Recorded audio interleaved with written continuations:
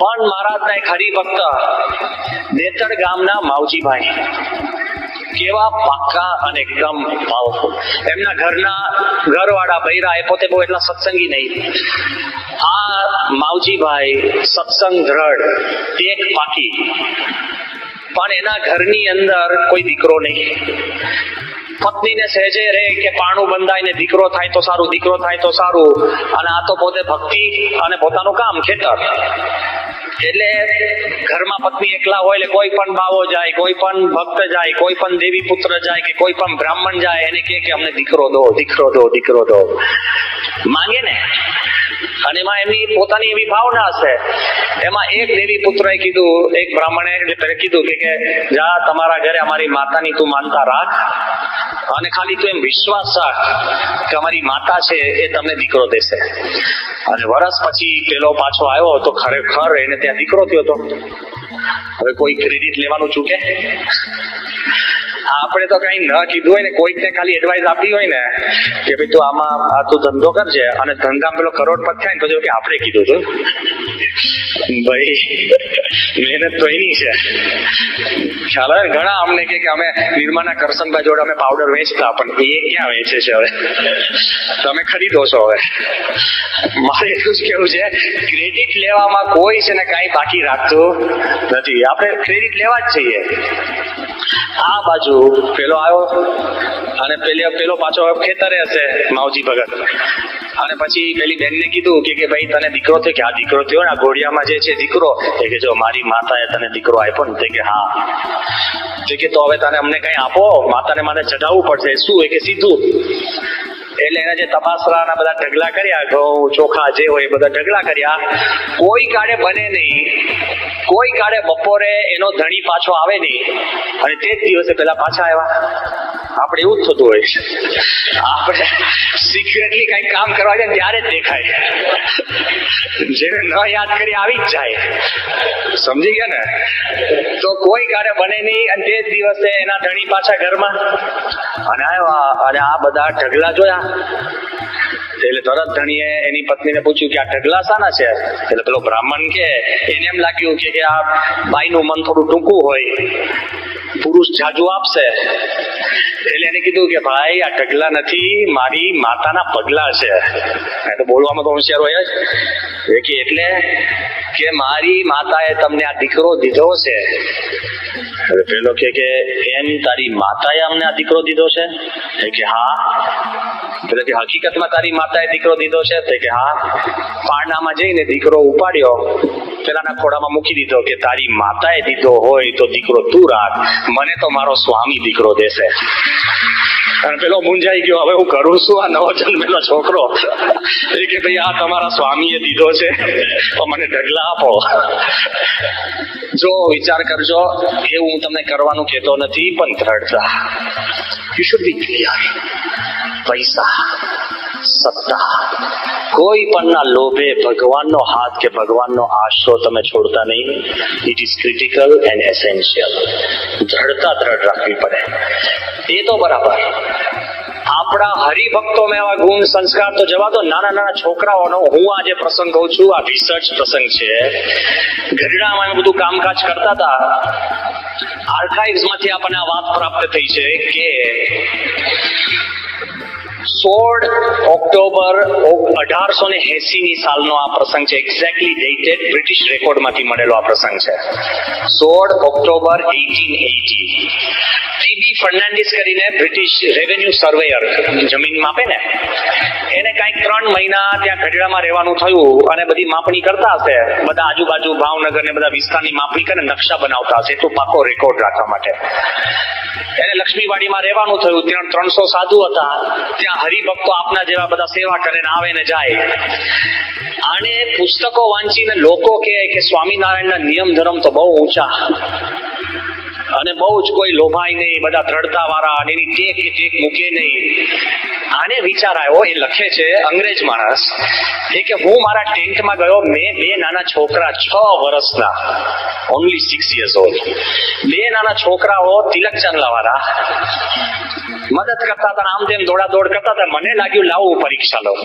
ટેન્ટમાં લઈ ગયો, એને એક સોનામોર ને 1 રૂપિયો કાઢ્યો અને છોકરા આગળ નાખ્યો અને એને કીધું કે તમે બે કુસ્તી કરો, તમે બે લડો, એમાં જે જીતે એને આ રૂપિયો, તે વખતનો રૂપિયો એટલે નાની વાત નહીં, એટલે કે એમ કરીને મેં રૂપિયો નાખ્યો. ત્યારે 2 છોકરાઓ મારી સામે જોઈને શું કે છે કે અમે સ્વામિનારાયણના છોકરાઓ છીએ, અમારા ધર્મમાં લડવાનું ના પાડી છે એટલે અમે લડશું નહીં.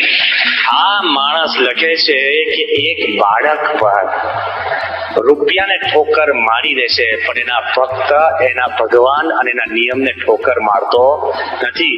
કેવી દ્રઢતા, કેવી છે, ભીતિમાં ન કરે, કોઈ પણ લોભ કે પ્રીતિમાં ન કરે. પણ ક્લાઇમેક્સ છે કોઈ પણ મુક્તિ કે દેવ દેવતા તે તમને સિદ્ધિ આપે, એમાં પણ લેશ માત્ર એની વૃત્તિ ચલાયમાન થતી નથી. પર્વતભાઈ એમને શ્રીજી મહારાજ પર્વતભાઈ નહોતા કરતા, એમને દાદા ખાચર નહોતા કરતા. પર્વતભાઈની પુરુષોત્તમ બોલ્યા પ્રીતે, એમાં પર્વતભાઈનો આખા પ્રસંગનું વર્ણન છે કે પર્વતભાઈ મહારાજના દર્શન કરતા હોય ત્યારે 24 અવતારો પર્વતભાઈને મળવા આવે, દર્શન દેવા આવે. લેશ માત્ર પર્વતભાઈ એની સામે જુએ નહીં. લખે છે શું સાંભળજો, પુરુષોત્તમ બોલ્યા પ્રીતેની અંદર એમાં કહે છે કે કોઈ કિમિયાગર આવે, અનંત ચમત્કાર બતાવે, શ્રી હરિની જેમ જ બોલે, ચાલે, હસે અને જુએ, તો પણ સાચો ભક્ત એમાં ભૂલ ન થાય, એમાં ભૂલો ન પડે. પર્વતભાઈની સામે 24 અવતારો આવે અને મહારાજે કીધું કે મહારાજ કે પર્વતભાઈ મને શરમ આવે છે, તમે અવતાર સામે દ્રષ્ટિ તો કરો. તો પર્વતભાઈ કે મહારાજ એક દ્રષ્ટિ તમારી સામે, મારે બીજા સામે કરવાનું કેમ? 1 દિવસ નહીં, 1 મહિનો નહીં, 5 વર્ષ સુધી અવતારો પર્વતભાઈની ચારે બાજુ ફરે અને એમાં 1 સેકન્ડ માટે પણ પર્વતભાઈ અવતાર સામે ન જોયું હોય એવી દ્રઢતા વાળા પર્વતભાઈ હતા. કોઈ પણ મુક્તિ, કોઈ પણ બીજું લોભ એમાં અવગણના નથી. મેં જેમ તમને વાત કરી, આપણી પ્રાપ્તિ માટે આપણે જરૂર નથી. પર્વતભાઈએ મહારાજને શું કીધું કે મહારાજ તમે મને વઢો છો, પણ તમારામાં સર્વ આવી ગયું. એક અમે થડને પકડ્યું, પછી એમાં દાઢી, ડાળખા, પાંદડા, પુષ્પ બધું આવી ગયું. તો મહારાજ તમે સર્વોપરી છો, તમારામાં બધું આવી ગયું. અને હકીકતની અંદર જો તમારામાં બધું આવી ગયું છે તો અમારે બીજા કશાની જરૂર નથી. અને કેવી દ્રઢતા થાય, ગમે તેવી સ્થિતિ પરિસ્થિતિમાં એ દ્રઢતા જાય નહીં. એવી દ્રઢતા કેવી? તો ખોલડિયા ગામના રૂડો સિંધવ કરીને હરિભક્ત, અત્યારે રિસેશન ચાલે છે, કેટલાના ધંધા પાણીમાં તકલીફ હશે. આ રૂડો સિંધવ મહારાજ અને મુક્તાનંદ સ્વામી જતા, તેમની ભેગો જાય. મુક્તાનંદ સ્વામીને દયા આવી. મુક્તાનંદ સ્વામી કે ભાઈ રૂડાભાઈ તમે મહારાજને તમારા દેશકાળની વાત કરો. એ કે મહારાજ રૂડા છે. એ કે નહીં, તમારું નામ નહીં, તમારા દેશકાળની વાત કરો. એ કે મહારાજ આપની દયાથી સારા છે. મુક્તાનંદ સ્વામીથી રહેવાયો નહીં ને મહારાજને કહે છે કે મહારાજ આ ખેતર તમે જુઓ છો, એ નાનો ટુકડો આ રૂડાનો ખેતર છે. એમાં કોઈ પાણી નથી, ઉપરથી વરસાદ નથી, નીચેથી પાણી નથી, કાંઈ પાકવાનું નથી, એની પાસે કાંઈ છે નહીં.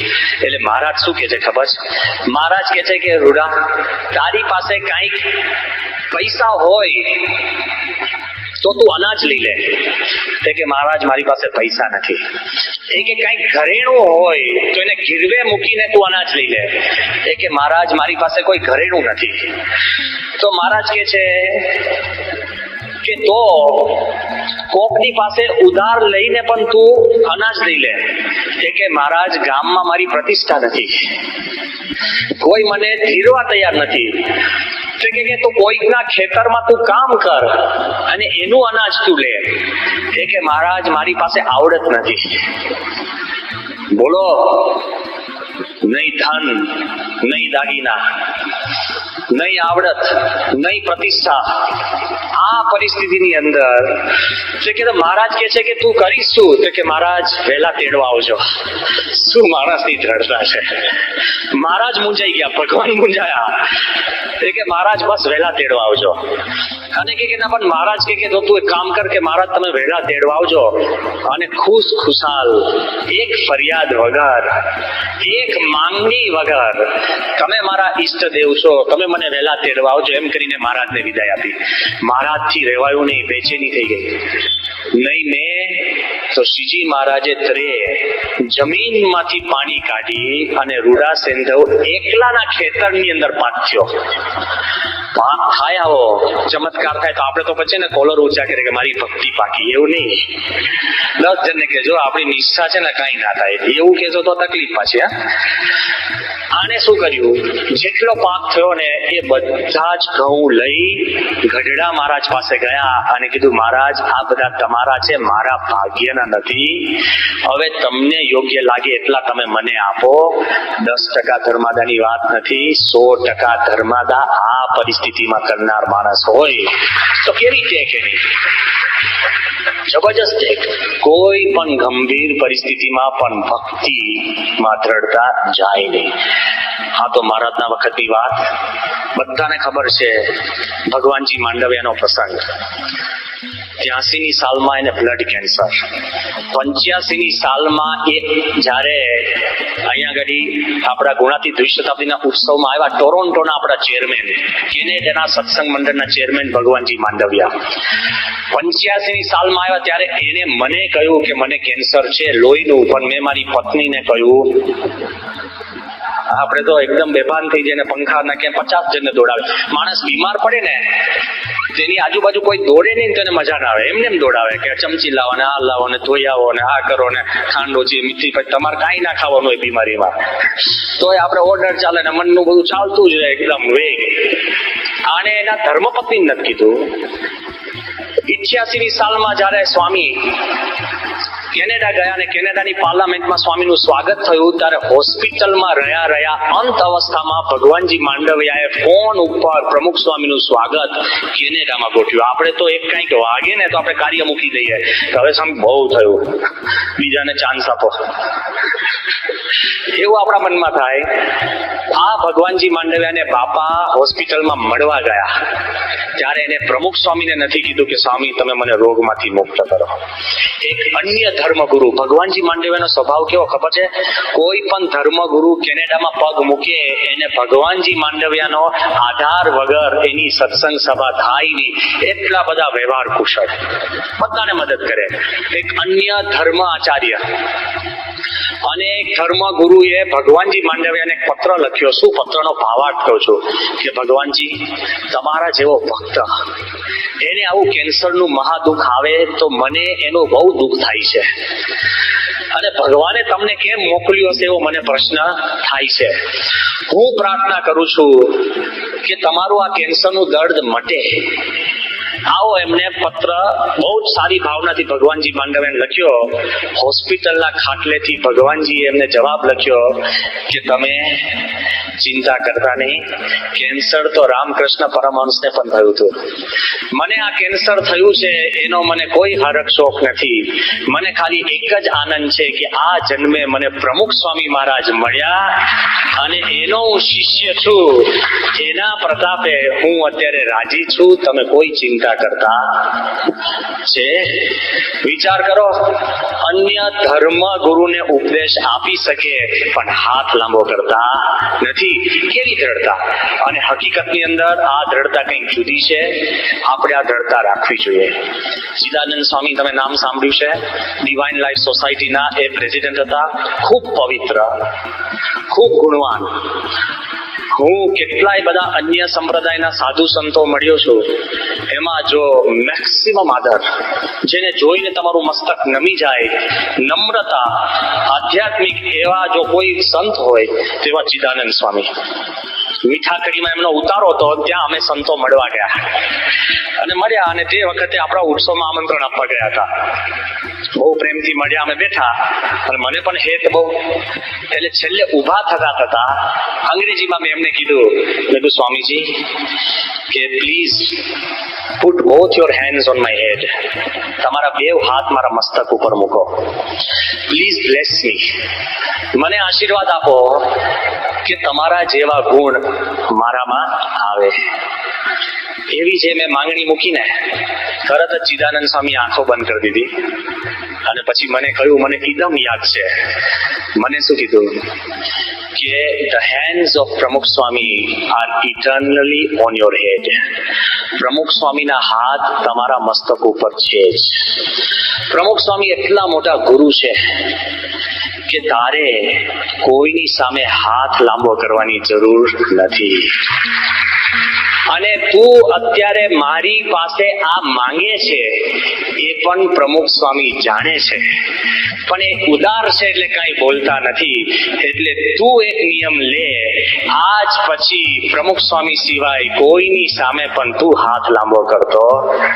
અન્ય ધર્મગુરુ જો આપણને સમજાવી જતા હોય કે પ્રમુખ સ્વામી સિવાય બીજે ક્યાંય તમારે હાથ લાંબો કરવાની જરૂર નથી, તો આપણા મનમાં ક્લેરિટી હોવી જોઈએ અને દ્રઢતા હોવી જોઈએ કે આપણને જે માર્ગ મળ્યો છે એ સાચો છે. એમાં જો તમે દ્રઢતા રાખશો, એના વચનમાં તમે વિશ્વાસ રાખશો તો કોઈ દિવસ આપણને વાંધો નહીં આવે. એના વચનમાં લેશ માત્ર શંકા નહીં. હું ટૂંકમાં તમને વાત કરું છું જે પ્રસંગ મારા મગજમાં ખૂબ અંતરમાં છે અને જે મેં નિહાળ્યો છે. જ્યારે ગાંધીનગરનો વોટર શો આપણે ઉદ્ઘાટન કરવાના હતા, બધાને ખબર છે ઈ પેપા, ફ્રેન્ચ માણસ, મહેનત, આ તે કેટલી બધી વસ્તુ. 3 એપ્રિલને જ્યારે ઉદ્ઘાટન હતું ત્યારે આપણે જે ગેસ્ટ બોલાવ્યા હતા, ચિદમ્બરમ એટોમિક એનર્જી વાળા, principal adviser to the prime minister, Modi સાહેબ, લગભગ 2000 આખા ગુજરાત ને ભારતના નામાંકિત ઇન્ડસ્ટ્રીલિસ્ટ, બિઝનેસમેન બધા જ હાજર, જજો હાજર, 100 જેટલા તો પત્રકારો હાજર. એ વોટર શો નું અમે ટેસ્ટિંગ કરતા હતા. 1 એપ્રિલ વોટર શો એટલે વોટર સ્ક્રીન, એમાં પવન આવે એટલે સ્ક્રીન વાંકો ચૂકો થાય, પછી દેખાય નહીં, બેકાર લાગે. 1 એપ્રિલ સખત પવન તો એટલો બધો કે પાણીની જણ પહેલી રો નહીં, બીજી નહીં, ત્રીજી નહીં, 10મી નહીં, 40મી રો સુધી તમે ભીના થઈ જાવ. આગલી 15 રોમાં તો તમે છે ને નાયગ્રા ફોલ્સમાં હોય ને એવું પાણી, કપડા નીચોવા પડે. હવે આટલા મોટા માણસોને બોલાવ્યા હોય અને આવી હાલત થવાની હોય તો શું કરાય? અમે PRL માં પૂછાયું તો પેલા કીધું કે આ માવઠું ભગવાનની દયાથી અઠવાડિયું ચાલશે. હલવાઈ ગયા. આપણા આધારમાં કોઈ નતું, એમને હોય કઈ કહેતો હોય આપણને કઈ આશ્વાસન મળે. અને જે મનમાં મૂંઝારો, 1 એપ્રિલે શો જોયો ને અમે ટેસ્ટિંગ, એટલા મૂંઝાયા તો વિશ્વયારી સ્વામી, ધર્મવત્સલ સ્વામી, અમે 3 બાપા પાસે ગયા. બાપા રૂમની અંદર 9:30 થયા હતા રાતના. વિવેક સાગર સ્વામી, નિરંજનમુખ સ્વામી જોડે ખાનગી કરતા. સ્વામી છે ને માણસની આંખો જોઈ, હિલચાલ જોઈ, પગલા જોઈને ઓળખી જાય છે. અમે આવીને ખૂણામાં દરવાજા આગળ ઉભા, સ્વામી તરત મીટિંગ આટોપી લીધી અને બાપા કે આવો મહાત્માઓ. અમે મૂંઝાયેલા હતા ભયંકર. જેવા બાપા પાસે બેઠા એટલે બાપા કે શું? મેં કહ્યું બાપા આપણે 3 એપ્રિલ પરમ દિવસનો વોટર શો કેન્સલ કરવો પડે. સાહેબ કેમ? મેં કહ્યું બાપા સખત પવન છે, પવનને કરીને પાણીમાં લોકો ભીંજાય છે, એટલા બધા માણસો સારા આવવાના છે, પહેલી શોની જે ઇમ્પ્રેશન ખરાબ પડશે તો પ્રશ્ન થશે, એના કરતા આપણે માનભેર આપણે કેન્સલ કરીએ, કાંઈ કારણ આપશું? સ્વામી કે ના ના કઈ વાંધો ના આવે, તમે વિશ્વાસ રાખો, મહારાજ છે. સ્વામી કે મહારાજ આપણું. મેં કહ્યું મહારાજ છે પણ આપણી છે ને લાજ જશે, કારણ કે પવન પણ છે. સ્વામી એકદમ કેફમાં આવી ગયા. બાપા કે ક્યારે આપણી લાજ ગઈ છે? સ્વામી કે આપણે 81 નો સમયો કર્યો, તે વખતે આંદોલન ચાલતું હતું, લોકો કહેતા આમ કેમ થશે, પણ તે વખતે ઉત્સવ સર્વોપરી થયો, મહારાજે લાજ રાખી છે. 85 ને ઉત્સવમાં સભા મંડપ પડી ગયો ત્યારે મહારાજે આપણી લાજ રાખી છે, દરવાજો પડી ગયો ત્યારે મહારાજે આપણી લાજ રાખી છે. સ્વામી એક શ્વાસે બોલતા હતા. સ્વામી કે આપણે લંડનનું મંદિર જગ્યા ના મળી, તે વખતે CM મને કીધું કે આપણું નાક કપાયું, તમે લંડન આવતા નહીં. સ્વામી કે પણ અત્યારે આપણું લંડનનું મંદિર આપણી આ જ ગઈ છે કે આપણું મુગટ બનીને બેઠું છે? સ્વામી કે ક્યાં ખબર હતી? સ્વામી કે લેશ માત્ર આપણી કોઈ દિવસ મહારાજ લાજ નહીં જવા દે, વિશ્વાસ રાખો. મેં કીધું બાપા જશે. હા, હું તમને એમ કહું છું, કારણ કે આપણા મનમાં એવી દ્વિધા થયા કરે અને પછી સ્વામી બહુ જ કેફમાં બોલો, સ્વામી કે શંકા ના કરો. વિશ્વારી કે બાપા તમે કામ કરો ને, પવન બંધ કરો. સ્વામી કે પવન બંધ થશે, પાંદડું પણ નહીં હલે, તમે જોશો, પણ શંકા ના કરો. મેં કીધું બાપા અત્યારે અમે તમારી સામે બેઠા છે ને ત્યારે અમને શંકા નથી થતી, અમારા મનનું વેધર બદલાઈ જાય છે, પણ મારે જે છે ત્યારે વેધર એનું એ જ હોય છે. એટલે મેં કહ્યું બાપા અમને આ શંકા થયા કરે છે. મેં સ્વામીને ત્યારે શું કીધું કે બાપા જેમ અર્જુનની એકદમ ડિપ્રેસ કહે ને, એકદમ અર્જુન માનસિક રીતે ખલાસ થઈને કૃષ્ણ ભગવાનની પાસે ઉભો તો, મેં કહ્યું એના કરતા વધારે બુરી હાલત અમારી આજે છે. I told him truth as it is.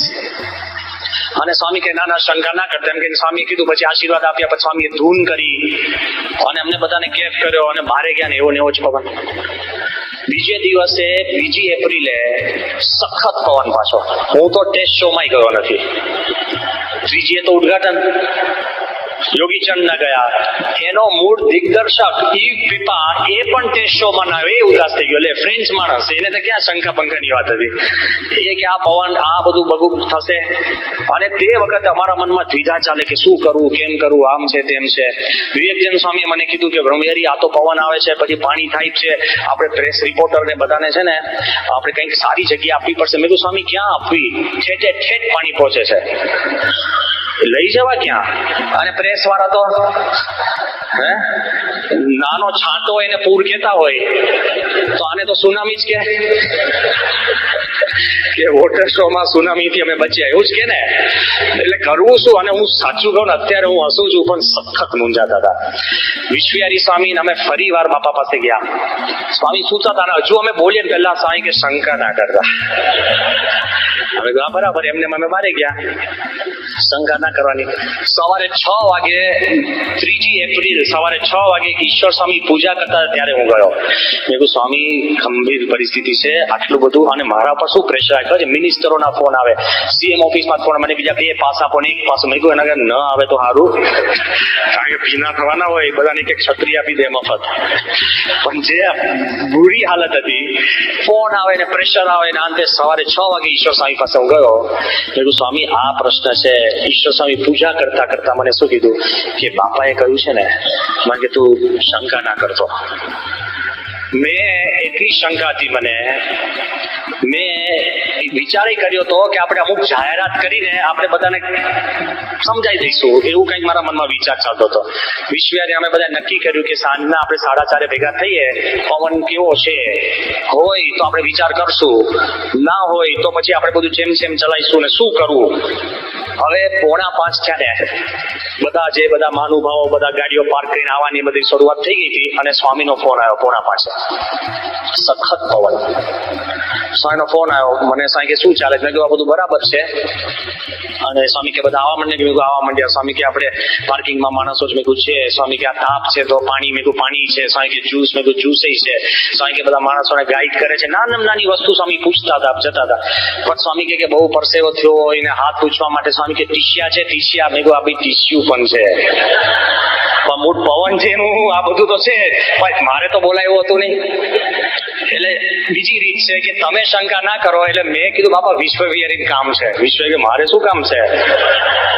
એટલે વિશ્વવિહારીએ ફોન લીધો ને મેં કીધું વાહ ના, પવનની વાત. બીજા શંકા કરે તો વાંધો નહીં, આપણે ના થાય. એટલે વિશ્વવિહારીએ બાપાને કીધું કે બાપા પણ પવન સાંજે શંકા ના કરો. 4:45 ફૂલ વિન્ડ અને સખત શંકા સિવાય બીજું થાય નહીં. જ્યારે આપણી સભા થઈ 6:30 થી 7:30, જે હાજર હોય એને ખબર હશે ફૂલ પવન. મેં એક જાહેરાત તૈયાર કરી હતી, એનું અંગ્રેજીમાં બોલું, બહુ બુદ્ધિપૂર્વકની જાહેરાત હતી કે જેથી કરીને આપણે બચી જઈએ. મેં કીધું જો પવન એટલું બધું હોય તો આપણે જાહેરાત કરવાની. જાહેરાત શું હતી કે this is the world's first spiritual water show. દુનિયાનો પ્રથમ આધ્યાત્મિક આ વોટર શો છે. It is an immersive water show. તમે વોટર શો ની અંદર ઓતપ્રોત થઈ જશો, સમજી ગયા? And with a little help from the wind, with a little help from the wind you will become a part of the water show. અને જો પવનની મદદ તમને મળશે તો તમે વોટર શો ના એક ભાગ બની જશો. પતી ગયું? આવી જાહેરાત મેં તૈયાર કરી હતી, એટલે ભીના થાય તો આપણે પછી વાંધો નહીં, બચી ગયા. હા, આ જાહેરાત એટલે જેવા બાપા નીકળતા હતા ને, નારાયણચંદ સ્વામી મારી પાસે આયા, મને કે બ્રહ્મયારી તું પેલી જાહેરાત કર. મેં આપણે શંકા કરવી નથી, અને તમને કહું 7:45 વાગે વોટર શો શરૂ થયો અને પવન સદંતર બંધ, ડેડ, અને બેસ્ટ વોટર શો થયો છે. અમે એનું વિડીયોગ્રાફી કરી છે, એક પણ પાંદડું હલતું નતું. એક્ઝેક્ટલી બાપાએ જેમ કીધું એમ. બીજે દિવસે સ્વામી જયારે નાસ્તો કરતા હતા, અને તે વખતે અમે સ્વામીને કીધું, મેં કીધું બાપા તમે જેમ કીધું એમ જ થયું. ઈશ્વર સાહેબ બેઠા, વિવેક સાગર સાહેબ બેઠા, ભક્તિનંદન, શ્રીજી, વિશ્વવિહારી, ધર્મવત્સલ, અમે બધા બેઠા. બાપાને કીધું બાપા તમે કીધું એમ જ. બાપા કાંઈ ના બોલે. બાપા કે મહારાજ શાસ્ત્રીમાં, યોગીમાં બધી વાત કરતા હતા. મેં કીધું બાપા બોલ્યા તો તમે ને, તમે એવું કીધું હોત કે મહારાજ કરશે તો વાય ફાઇન. તમે એવું બોલ્યા કે પાંદડું નહીં હલે, અને મેં કહ્યું લો આ વિડીયો પુરાવા, પાંદડું હલતું નતું. તો તે વખતે સ્વામી એકદમ બોલી ગયા. સ્વામી કે એ તો મહારાજ, શાસ્ત્રી મહારાજ અને યોગીજી મહારાજ આપણામાં આવીને બોલી જાય છે. આપણા ગુરુમાં મહારાજ, શાસ્ત્રીમાં યોગી મહારાજ બોલી જતા હોય ત્યારે ધર્મવત્સલ સ્વામીએ કીધું કે બાપા તેવી દયા કરો, જેમ તમારામાં મહારાજ, શાસ્ત્રીમાં યોગીજી મહારાજ આવીને બોલી જાય છે, અમારામાં મહારાજ, શાસ્ત્રીમાં યોગીજી મહારાજ આવીને સાંભળી જાય તો અમને શંકા થાય નહીં. આજના દિવસે ખાલી હું એક જ પ્રાર્થના કરું છું કે આપણને એવી દ્રઢતા હોવી જોઈએ કે આપણા ગુરુમાં લેશ માત્ર શંકા ન થાય. એ જ સાચું છે. આપણા ઈષ્ટદેવમાંથી લેશ માત્ર આપણને કોઈ બીજા અન્ય દેવ દેવતામાં વૃત્તિ જાય નહીં.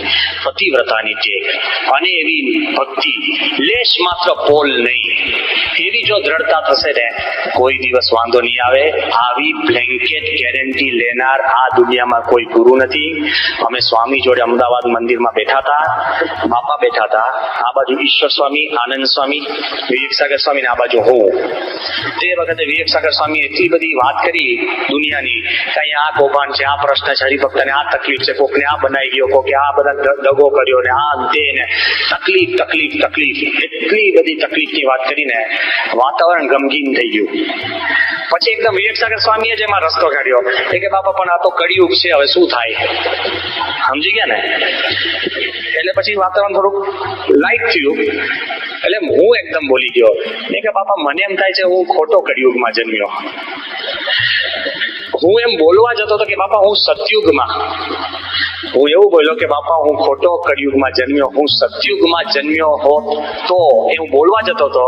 બાપા હું સતયુગમાં, સ્વામી કે તો મોક્ષ ના થાત. અત્યારે આપણે આ કળિયુગમાં જન્મ્યા છે.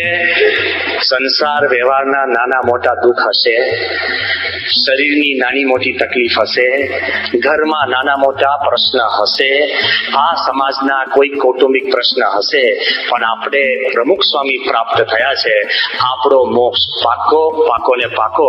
માટે એક દ્રઢતા અને એક ટેક રાખજો. શ્રી સ્વામિનારાયણ ભગવાન.